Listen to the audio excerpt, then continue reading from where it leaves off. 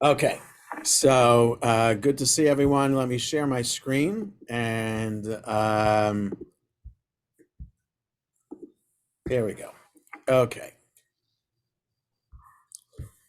let's see here. Okay, so we're we're in the midst of discussion. Oh, Baruch atah Adonai Eloheinu melech haolam, asher kitshanu b'mitzvotav, v'tzivanu la'asok b'divrei Torah. We're in the midst of a discussion about from the Mishnah, which was what you can do if you're allowed to get help from a Gentile, and if you are allowed to help a Gentile. Okay, and of course the Gemara goes off on a tangent, which is a tangent that we get to here, which could be a very serious conversation, but they're not having the lengthy conversation about it now. There's just a couple of paragraphs about this idea. So we left off at this red S here, which is if you're using the hard print yourself, it's page 140 of the Koren edition, or it's 162 in the PDF of Koren. It was state. What's that?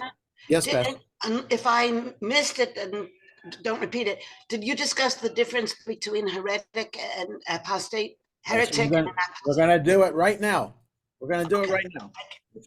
Okay, this is it's on page, if you're doing Safaria, 26b of Avodah Zarah. Okay, but I can't tell you how far down the page it is. But here you can see it. Can you? Okay, that's okay. It was stated. I'm talking to Michael, by the way. Michael is sitting right there. Okay. So it was stated with regard to the definition of an apostate that Rav Acha and Ravina disagree. Now, Ravina, these are later generation rabbis of the period of the Talmud.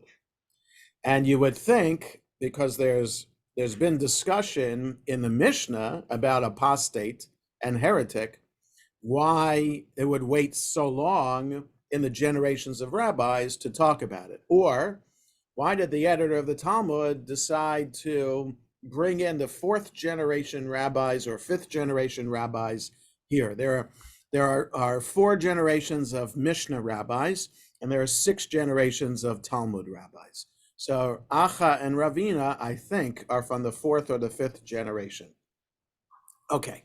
It was stated with regard to the definition of an apostate, and the Hebrew term for apostate is meshumad, or the Yiddish pronunciation would be meshumad. So a meshumad.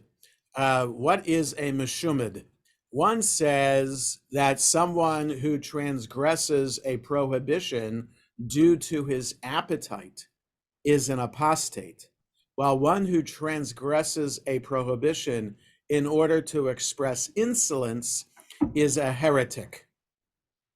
Okay, so let me give you an example. That cheeseburger looks enticing. So because it's enticing, I'm going to take a bite out of it. If I take a bite out of a cheeseburger, clear that a cheeseburger is treif, taking a bite out of it would be a violation of kashrut laws, right? So if the reason I want to take a bite out of the cheeseburger is because I think it'll taste good, that will make me an apostate, according to this definition. But if I say, there's a cheeseburger over there, I'm going to show those Jews I don't care about being Jewish. I'm going to take a bite out of that cheeseburger. That's insolence, and that would make me a heretic. Okay, so that's how I'm explaining this definition, the difference between an apostate and a heretic. So an apostate is because it feels good in the moment. A heretic is I'm going to get the Jews, or I'm going to get God because I don't believe in God. Either way, I don't care about being part of the Jewish community. I don't care about these laws. I don't care about God. So that's whatever, that's the insolence. Okay, so that's one idea between the difference between an apostate and a heretic. And one says that even one who sins to express insolence is considered an apostate. Rather, who is considered a heretic? This is an idol worshiper. Okay, so different levels of transgression. Are you doing it because you think it'll feel good in the moment? Are you doing it because you're going to insult God or insult this halachic system or insult the Jewish community? Or are you doing it but because you've converted and become an idol worshiper? So there are degrees then of separation from your commitment to the covenant and your commitment to the halachic Jewish community. So one who breaches the covenant out of temptation, one who breaches it in a more serious way by actually thinking about it and thinking about what you're doing and the long-term impact, or you're breaching because you're becoming an idol worshiper. Okay, so the Gemara raises an objection from a Baraita that I just want to make sure that I was recording. The Gemara raises an objection from a Baraita against the opinion that one who sins to express insolence is considered a heretic. The Baraita teaches, so there's a source that might think that that the second opinion should be the opinion, and that the first opinion that insolence makes one a heretic is enough to make one a heretic. Well, we got this Baraita that teaches if one ate a single flea or a single mosquito. So in other words, we're told in the Torah, in the list of animals, birds, and fish, and creepy crawlies that are kosher and not kosher. So the flea and the mosquito are in the category of creepy crawly. How many creepy crawlies do you have to eat? Right, let me back up. Usually, how much food do you have to eat in order to say a bracha over it? How much food counts as substantial that it leaves a taste in your mouth, that it's substantial enough to say a bracha? So depending what it is either the size of an egg or the size of an olive. Usually liquid, when you're drinking something, it should be as much as fits into an eggshell. And usually what you eat, like a piece of challah or a piece of matzah on Passover, should be the bulk of an olive. Okay, so it's not much, but certainly one mosquito or one flea is not the size of an olive. Okay, so unless you're in like the caveman time when you got dinosaurs roaming, and maybe fleas and mosquitoes are really big back then too. But in the time of the rabbis, a single flea you could hardly see, like the size of a tick. And a mosquitoes you can see, that's substantial, but still the mosquito, I wouldn't say it's the size of an olive. Now, it might be the length of an olive, but certainly a mosquito doesn't weigh as much as an olive, because you would feel, and you don't always feel a mosquito on you taking a bite out of you, right? But you might see it do it, or you might feel the after effect of that bite, and the mosquito has flown away already. So you don't, right? You'd feel the mosquito if it weighed like an olive, if that was on your arm or your leg biting you. Okay, so if one ate a single flea or a single mosquito, he's considered an apostate. So again, you don't have to eat 10 fleas or 10 mosquitoes to get the olive bulk that then would violate the transgression that would violate the law of not eating creepy crawlies. The author of this Baraita is saying just one single flea or one mosquito, if you eat that, that makes you an apostate. The Gemara clarifies the objection. But here, it must be assumed that the insect was eaten to express insolence, as it is unappetizing, right? So you have the category of I'm going to eat the cheeseburger because I think it tastes good. Nobody's going to say I'm going to eat the flea or the mosquito because it tastes good. Now, there could be an argument about grasshoppers and locusts because they're actually recommended by some, not only that you can eat them, but that they're a good source of protein. And if you just look up fried grasshoppers or locusts on YouTube, you'll see lots of recipes for making them. You can also buy chocolate covered grasshoppers and locusts. I've never tried it, but that could be appetizing. It doesn't sound appetizing, but it could be. So I would think that we would all agree that fleas and mosquitoes are not appetizing. So therefore, anybody who would eat one would do so not from the low level of category here of temptation, but the next level, which would be insolence. So, teaches the one who eats a flea or mosquito is an apostate. And yet, okay. But here it must be assumed that the insect was eaten to express insolence, as it is unappetizing. And yet, this Baraita teaches the one who eats a flea or a mosquito is an apostate. The Gemara answers there, he desires to experience the taste of forbidden food, and therefore he's considered to be eating only due to temptation. Okay, so there could be different categories. You want to desire the experience of the taste of forbidden food. Okay. So we're not talking about accidental ingestion. Oh, right. No, right.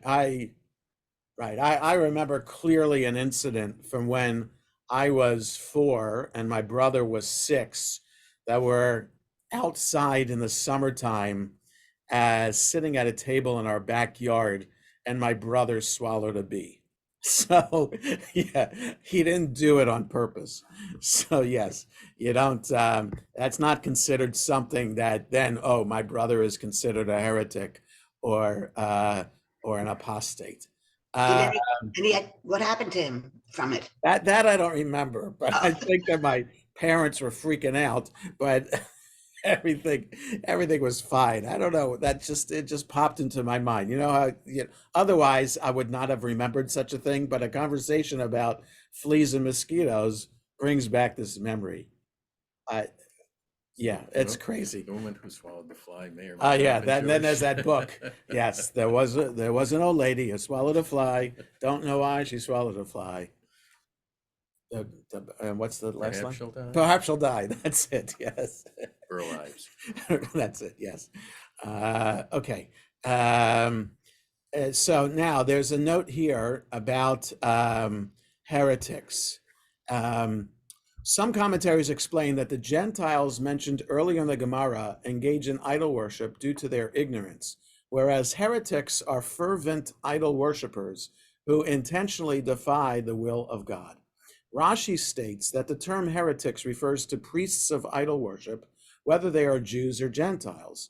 Others, so in other words, so there's something here about the time and place that rabbis are in, and essentially what the nature of the Jewish community is vis-a-vis the larger majority Gentile population. And so if Jews are under persecution and oppression, there are a lot of Jews who will escape persecution and oppression by converting to the larger majority population. And then the rabbis have a discussion about whether those Jews who convert to Christianity in order to make so you're talking about, right, there are Jews in Spain, early Spain, before 1492, there are Jews in Spain who convert to Christianity and become priests even, and participate in these dialogues, these debates that the Catholic Church set up, which is the truer religion, Christianity or Judaism. what do the rabbis think of those Jews who convert to Christianity, even become a priest? So what Rashi is pointing out, because he's the year 1000, is that you're not a heretic even if you convert to Christianity in order to save your life and escape persecution. But you will be a heretic if you adopt that religion so much that you're going to become a priest of that religion. Right? And then there are the Jews after 1492, the Marranos, right about them. Are they considered heretics? So there's a debate in the Jewish community about that. And then how to apply these terms to Jews today. So the question today would be, among Jews, the huge assimilated Jewish population of America and of Europe. Okay, now there could be a difference between Jews of America and Jews of Europe because of the nature of anti-Semitism. There's a lot more acts of violence, anti-Semitic acts of violence in Europe than there are in America. And the Jewish community, so I'm thinking about France in particular. So Jewish community in France is rather large, but the Jews are beginning to leave in significant numbers because of the rise of violent anti-Semitic acts, whether they are acts of violence against Jewish buildings, right? Breaking windows, graffiti, or actually people being injured or killed because they're Jewish. So there's more in France than there are today. So Jews then assimilating, trying to hide the fact that they're Jewish, is that considered heresy or apostasy? Or what about Jews who are assimilated in America?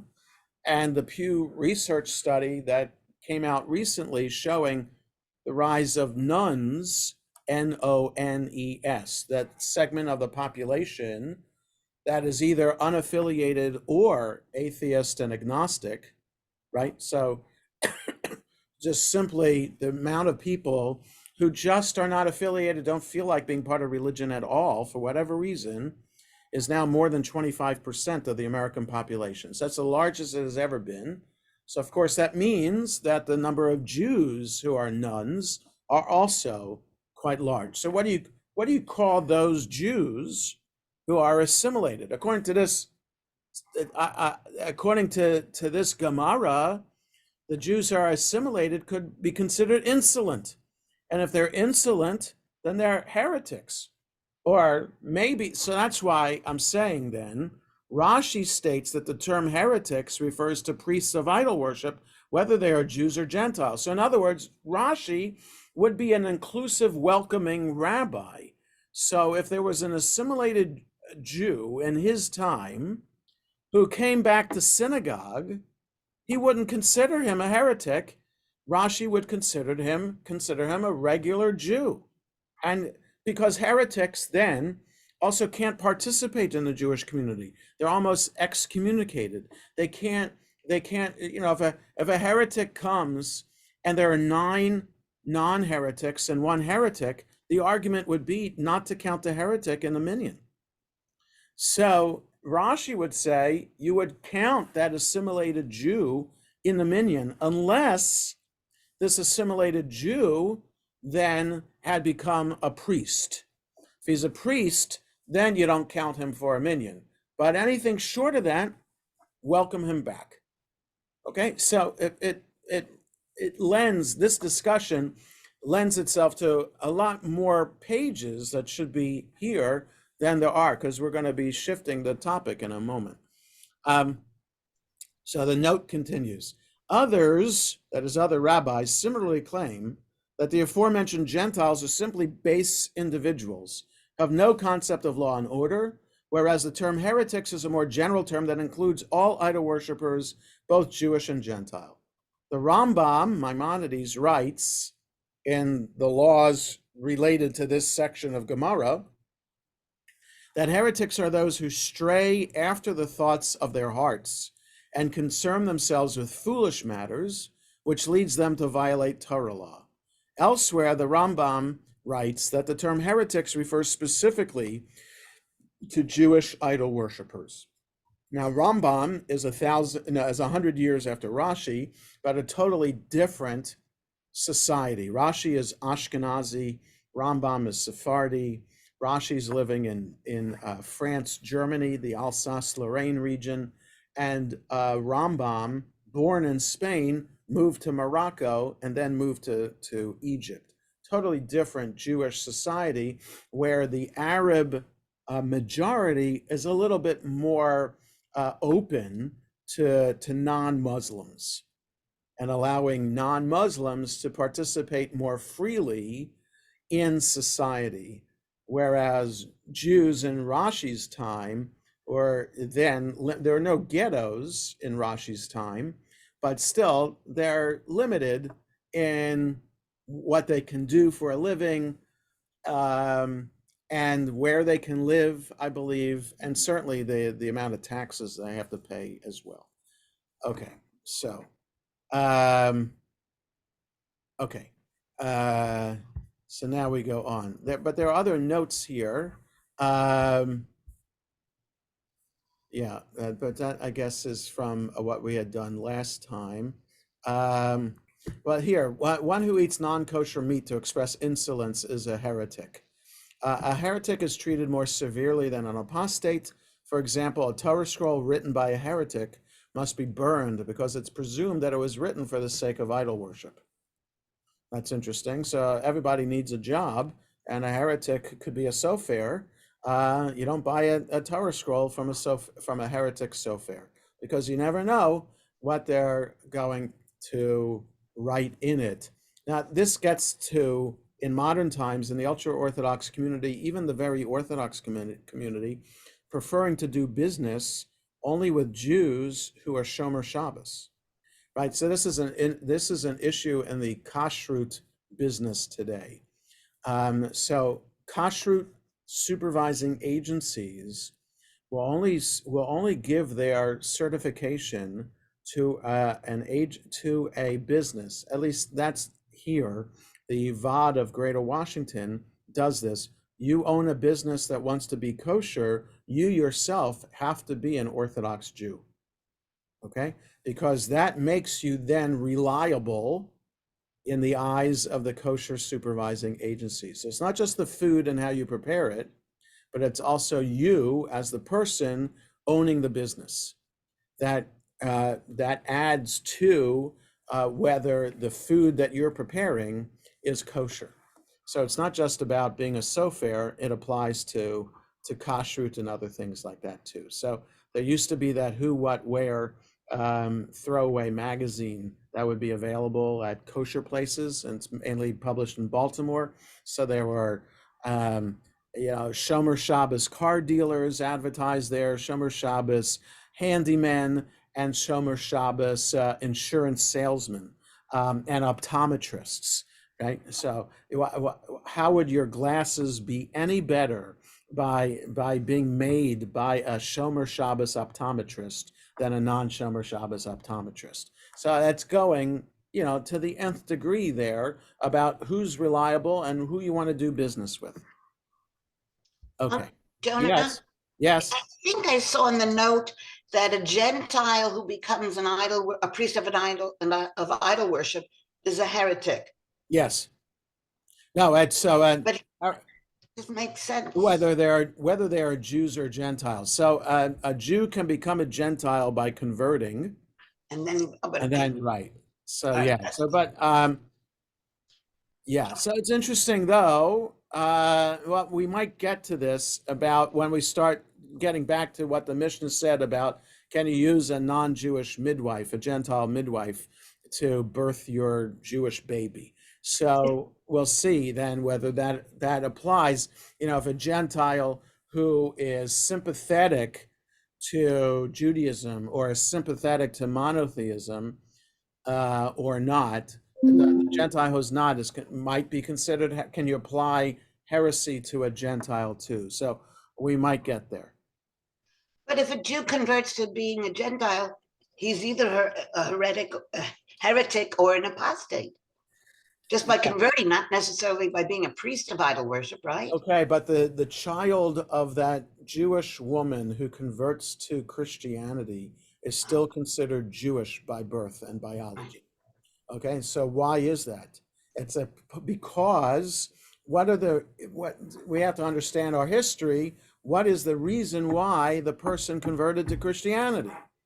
So if you saw the play Leopoldstadt, right, that took place, that followed a Jewish family in Austria from 1899 to the 1950s. What is the reason why Jews in Austria are converting to Christianity, if not to try to advance in society? So there's a reason for the conversion. It's not because they actually believe in Christianity. So that's the rabbi's understanding. No one in their right mind, the rabbis say throughout Jewish history, no one in their right mind on their own free will would convert to Christianity. So there must be some outside force that is causing them to do that. Even for advancement in society is an outside force. So even a child of that kind of conversion would be considered Jewish because outside society considers such a child Jewish, right? The Nazis considered such a child Jewish. So, yeah. So, And Jonah, yes, Marlene. question. Well, isn't there also a thought, I don't know, that even if a Jew converts to Christianity, they're still considered a Jew, or they're always welcome back later? Yes, so always welcome back. But again, the question would be, do you welcome back a Jew who converts to Christianity? Can they count in a minyan? So, but that becomes a question. Why is that Jew who converted to Christianity coming back to shul? So, right. So these are interesting questions.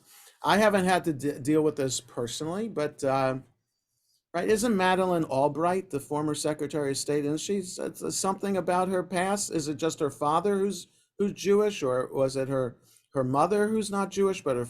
I don't remember. Well, it's something about her past. She's considered Jewish, right, by Jewish standards, but maybe her father was not Jewish. I don't remember. So anyway, these are questions that we don't think of today, but they're relevant today. And the other part of this is a big question that the conservative movement is dealing with now. It's really interesting, the issues that the Rabbinical Assembly and the conservative movement are dealing with.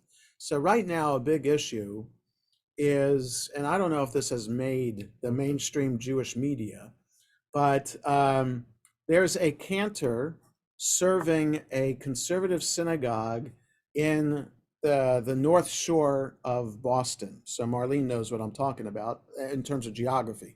So the suburbs that are on the coast of Massachusetts, north of Boston, before you get to New Hampshire, that's called the North Shore. So there's a synagogue, I think in Swampscott, that has a rabbi who I know. He used to be a rabbi in this area and moved up there. So he's a graduate of the Jewish Theological Seminary, member of the Rabbinical Assembly, but they hired a cantor who is not a product of the Jewish Theological Seminary, product of some other training institute.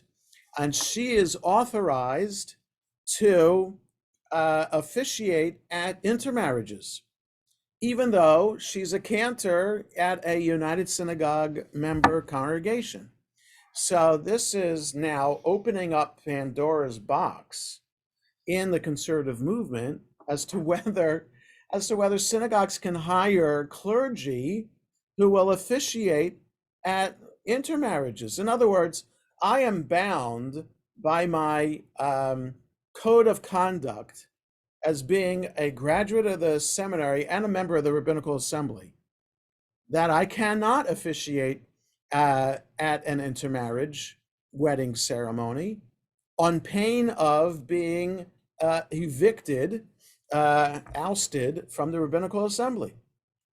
Lose your smicha. So I wouldn't lose my smicha, but I would lose any chance of getting hired by any conservative movement synagogue or organization. So there's a threat of finding a job. But now the problem is for the conservative movement, well, not the problem, the challenge for the conservative movement is that there are other rabbinic training institutes out there and cantorial training institutes out there that are not the Jewish Theological Seminary or the Ziegler School in Los Angeles. Those are the two conservative movement based training institutions. There's Hebrew College in Boston that has a rabbinic and cantorial training program.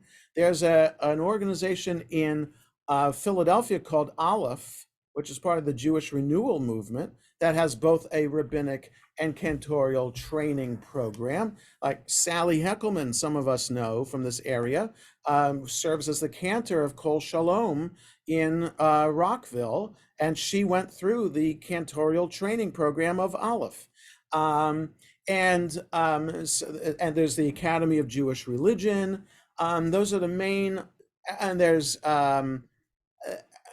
are other private semicha granting institutes or rabbis out there too. So that now, with the dearth of rabbis out there who are interested in serving a pulpit, and there are more synagogues than there are rabbis to hire, right? There are 52 synagogues right now looking for a rabbi, and I can guarantee you there aren't 52 rabbis looking for a job. So what are these synagogues going to do to get a rabbi? So they have to look elsewhere. So the threat of the conservative movement for rabbis and cantors from the seminary is no longer a threat, because anybody can get a job now. And so now this gets back to the intermarriage thing, in that the conservative movement is discussing, what are we doing about intermarriage and how welcoming are we going to be to intermarried families, which our synagogue is very welcoming now, right? Over the 30 years now, non-Jews are allowed to open the Ark. They can stand with their Jewish partner on the bima for the Jewish partner reciting the Aliyah, and can be on the bima when their child, the bar bat mitzvah child, receive the blessing from me becoming bar and bat mitzvah. So that's something. The opening the Ark is recent. It's the past five years, but now there's a discussion whether rabbis, members of the rabbinical assembly, would be allowed to officiate. Like, how do you allow other clergy who are serving in your synagogue to officiate intermarriages, but not the RA certified rabbi to do that? So, which led me on this long tangent back to how to deal with non-Jews who want to be part of the Jewish community who haven't officially converted to Judaism. What is their status as a person? And even in the Mishnah, there was this status of Judaizers. There was a community in Rome that the rabbis talk about from the time of the Mishnah. So we're talking 1800 to 2000 years ago, of people in Rome who acted Jewish, behaved Jewish, but did not formally convert to Judaism. And so you assume that a non-Jew who's married to a Jew and make this step of belonging to a synagogue, that non-Jew is at least a Jewish sympathizer, or at least wants to participate in having a Jewish home. What does that make that non-Jew into? Is that non-Jew still considered a Gentile? Or is there some other status that we should convey on that non-Jew? So these are just things that the conservative movement are dealing with again. And are they big issues in the Jewish world right now? Not so sure, but it's a big issue in the conservative movement, perhaps even threatening some kind of split within the rabbinical assembly. like there was when I entered rabbinical school, because the rabbinical school, when I entered it that year, was the first year that women were allowed into rabbinical school, and that caused a split within the conservative movement too. Okay, so excuse that lengthy tangent. So let's go on. Jonah, Yes, Bess. my eye was caught, the halacha on the right is cut off, but it seems it's okay, that a Jew may not circumcise a Gentile who wishes to remove his foreskin for medical reasons. We haven't gotten there yet. Oh, we will get there? Okay. Yeah. So Jewish doctor. Okay. right. So the halacha in the footnotes, when we see that in the text here, it'll be an H. So we get to an H, right? So this H here, if you see where my cursor is turning right here, so that H there refers to this first halacha. Okay. So with the next H, here we go. There it is. Okay. It will refer to the next one. Okay. So that's how these footnotes work. Okay.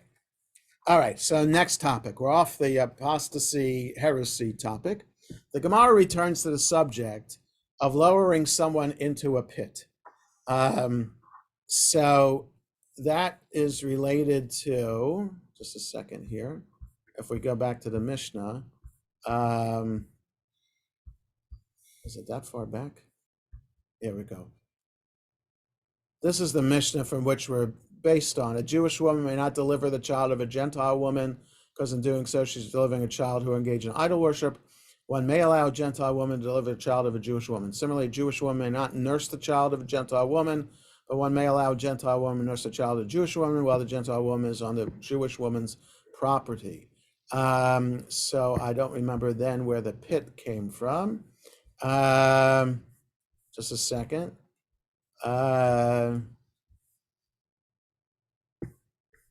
It was just before the definition we started talking about heretics. Oh, okay. Just before that.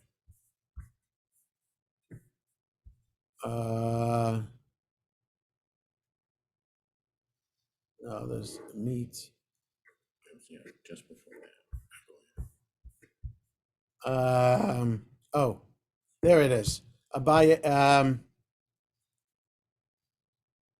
Here we go.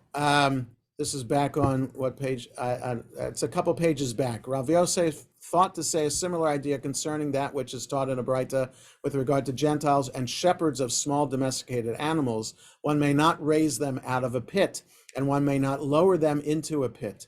Rav Yosef suggested that even so, it's permitted to raise them from the pit in exchange for payment due to enmity. And Abaye said it's prohibited to raise a Gentile from a pit, even in exchange for payment, because one can say an excuse to him, such as, my son is standing on the roof, and I must go use this ladder to help him down from the roof. Alternatively, he can say to him, a time has been appointed for me to appear in the courthouse, and I must attend to this matter. Since a Jew can provide a legitimate excuse for refusing to aid the Gentile, there's no need to extract him from the pit. So it gets to the idea then that you're by helping the Gentile out of their predicament, you are providing them an opportunity. You might be providing an opportunity for them to be grateful, and then they would express their gratitude by making a sacrifice to their idol. And so you don't want to help a Gentile because it might lead to them doing idolatry. Okay, so it seems then that it would become then an awkward situation, to say the least, a socially awkward situation in the community at that time. I mean, how well known would it be among Gentiles that if they fall into a pit, don't expect help from a Jew? Now, would that be something so common based on this idea from the time of the Mishnah that Jews just don't help non-Jews? I don't know, because if Jews were known not to help non-Jews, I would think that Jews would be punished by non-Jews for that kind of attitude, that it wouldn't be allowed by the authorities not to help a non-Jew. You would be punished for not doing that. So I would imagine that this is a theoretical discussion about how much are we allowed to compromise our principles for the sake of helping a non-Jew. Okay, so the Gemara returns to the subject of lowering someone into a pit. The master said, heretics, informers, and apostates are lowered into a pit, but not raised out of it. The Gemara analyzed this statement. Now that it is known that one who actively lowers them into a pit, is it necessary to teach that one does not raise them from it? Rav Yosef Bar Chama said that Rav Sheshet said, no, it's necessary to teach this halacha because it can be inferred from here that if there is a ledge in the pit, a Jew scrapes it off so that the one in the pit cannot ascend from it, as the Jew employs a pretext and says that he is removing the ledge so that animals do not descend upon the one in the pit while he is trapped in the pit. So there's one thing about helping. It's another one about impeding the anybody else from helping a Gentile. So I don't really.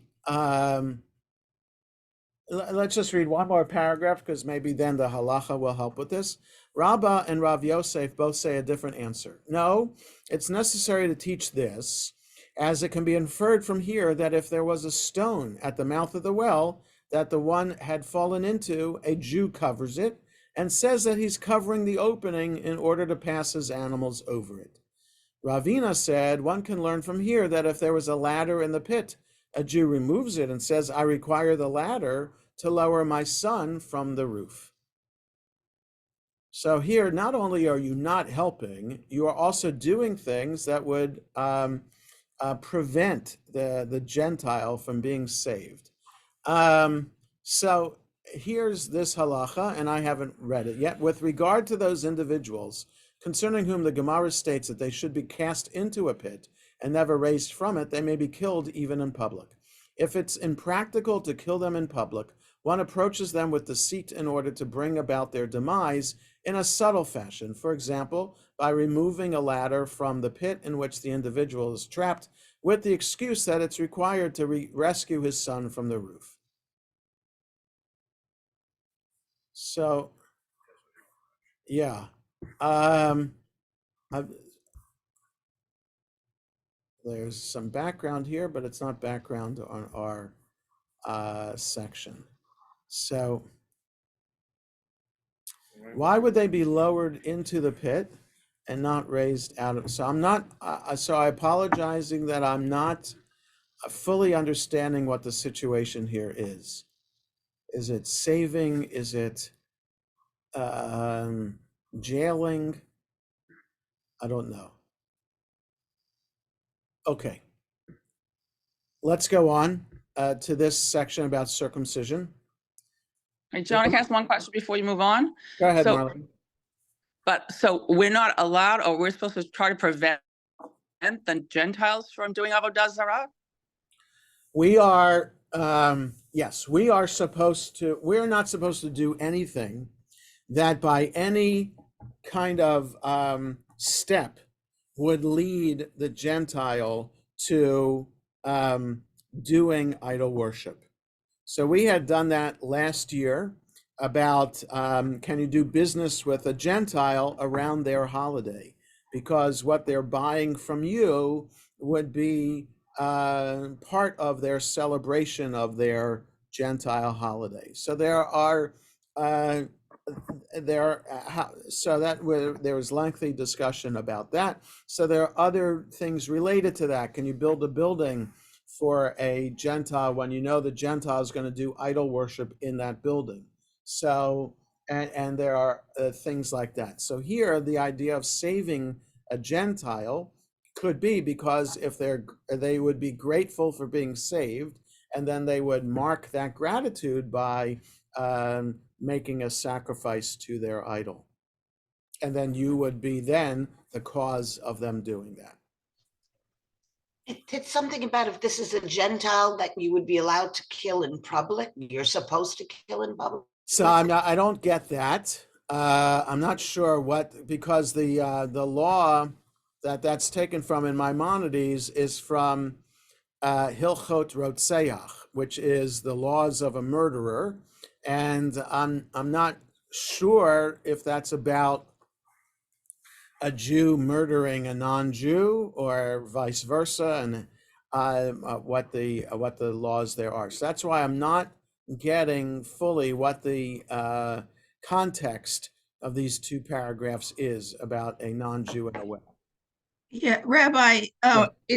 today, not in the time of Talmud, but today, wouldn't, under Jewish law, wouldn't we be obligated to, and of course, want to help a Gentile in distress? Yes, because there is no idol worship today. I mean, you'd have to go to, some would argue that the country of India and the country of Japan, for example, do participate in idol worship.